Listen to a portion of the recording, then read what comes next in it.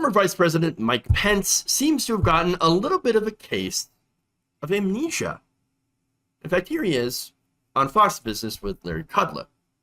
Have you ever seen a president who refuses to accept blame and, I want to add to that, commits so many falsehoods? I'm being very polite here, calling it falsehoods. Falsehoods, on any given day, he's out there saying stuff that just ain't true. You ever seen anything like that? Never in my lifetime. I said today that there has never been a time in my life where a president was more disconnected from the American people than we see today.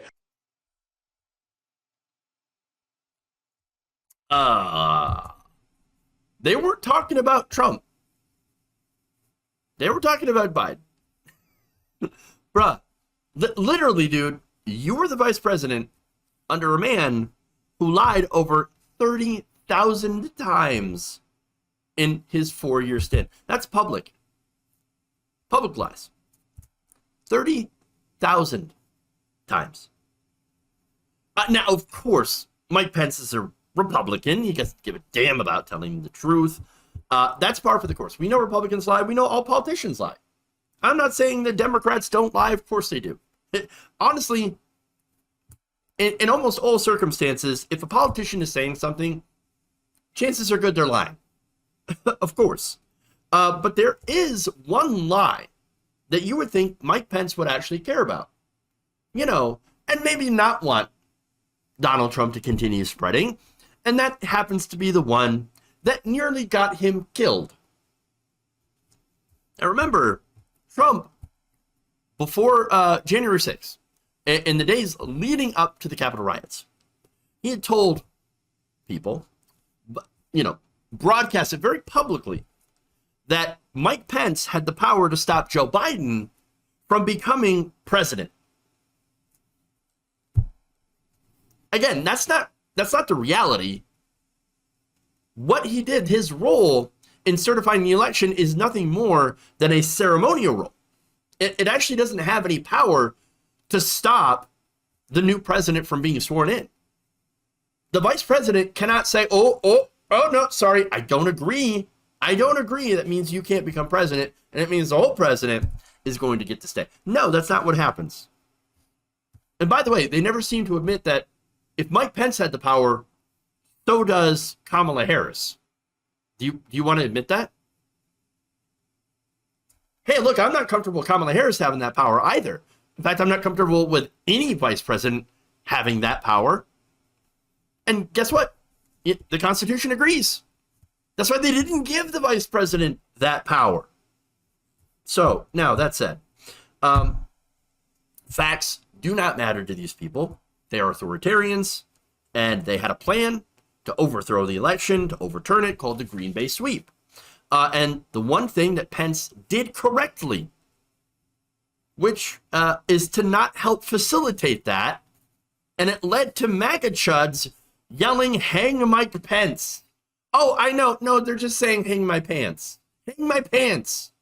They were washed earlier, and they really need to be hung up. They're still kind of damp, a little moist. Hang my pants. No! You know that mob?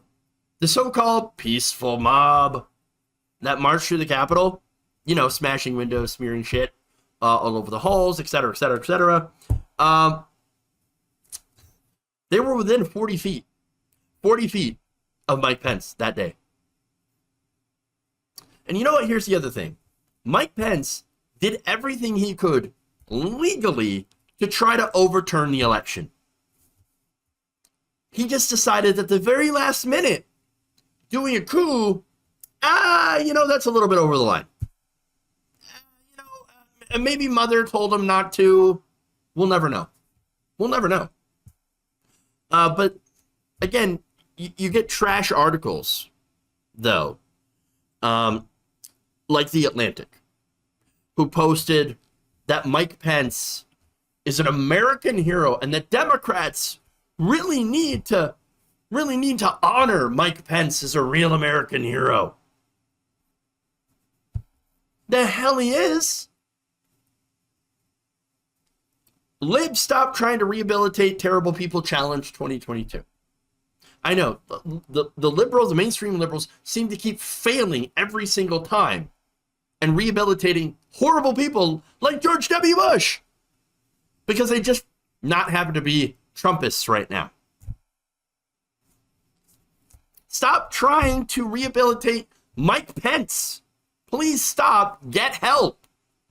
He is a terrible person, terrible vice president. He has terrible politics. Remember what all the terrible stuff that he did when he was governor of Indiana. Stop rehabilitating terrible people. But as for him being an American hero, no, the guy did the bare minimum for his job, which is to not allow or take part of a coup. And after he does that, the bare minimum, goes out there and starts kissing Trump's ass, lying for Trump, attacking Joe Biden, which I don't have any problem with criticizing Joe Biden.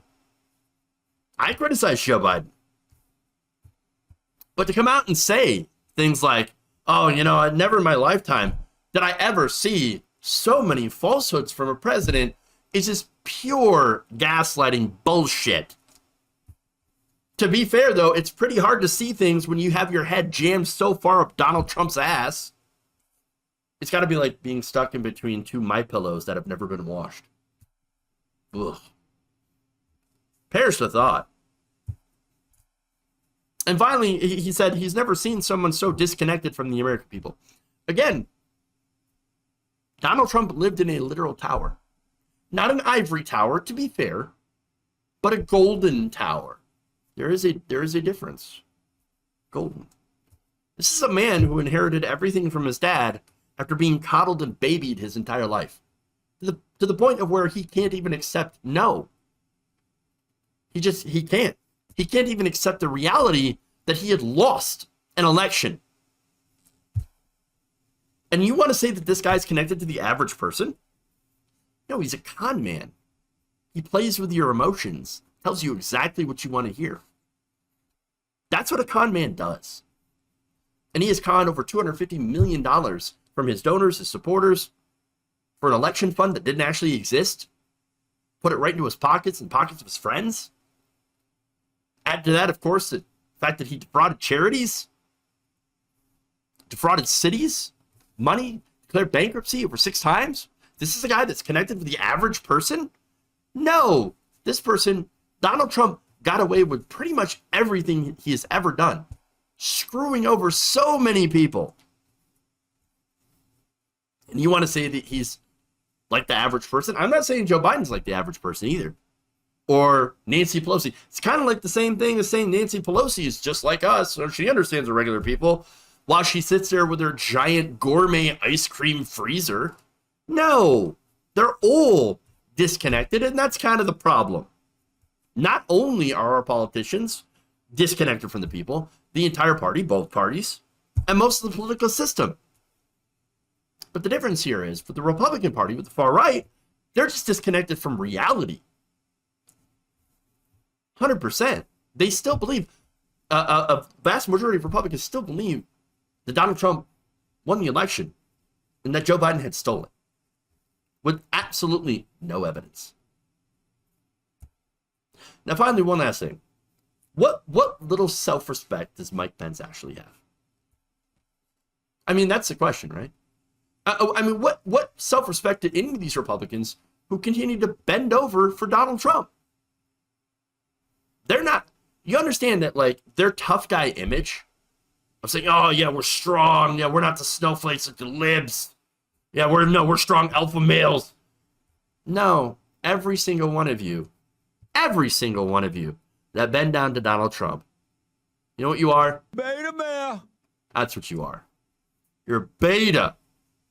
You're sad. Pathetic. You line up behind Daddy Trump and you give him your banana. That's what it is. So don't tell me that you're tough. Don't tell me that you have any sort of self-respect, because you have absolutely none. And by the way, that fact is why Donald Trump picked him in the first place. The only ounce of courage that Mike Pence has ever had in his entire life and that he will ever show was enough to just allow him to do the bare minimum for his job. That's who Mike Pence is. That's who all these Republicans are that aren't standing up against Trump.